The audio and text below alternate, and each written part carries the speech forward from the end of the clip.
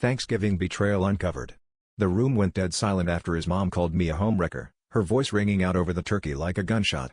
Everyone stared, forks halfway to their mouths, and I just froze, because I had no idea what she was talking about. I glanced at him, hoping for backup, but he wouldn't meet my eyes. That's when it hit me, the way his sister had looked at me when I walked in, the awkward hugs, the weird tension in the air. He'd told them I was his mistress, not his girlfriend. I'd spent the last 9 months thinking we were a real couple. Turns out, to his entire family, I was just the woman ruining his real relationship. I wanted to scream, but all I could do was sit there and let his mom rip into me in front of everyone. She said I should be ashamed, that I'd destroyed a good woman's home, except I had no idea who she was talking about. My boyfriend, the same guy who'd introduced me to his friends, taken me on vacations, made plans for our future, had apparently never broken up with his ex.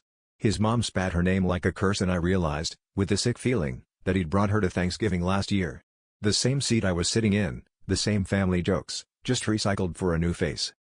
He finally spoke up, but only to say he never wanted any of this. His dad looked at me like I was something he'd scrape off his shoe, but his sister, she pulled me aside later and whispered that her brother had always been a liar. Her eyes were full of pity, but I hated that, too. I didn't want pity, I wanted answers. I wanted him to admit what he'd done, to my face, but all he did was sulk in the kitchen, claiming everyone blew things out of proportion. I left that night with my heart in pieces, but the real twist? I realized I wasn't angry at him, I was angry at myself. Deep down, I'd ignored every red flag, every excuse, every night he worked late. I'd known something didn't add up, but I was so desperate to be loved I let him draw me into his mess.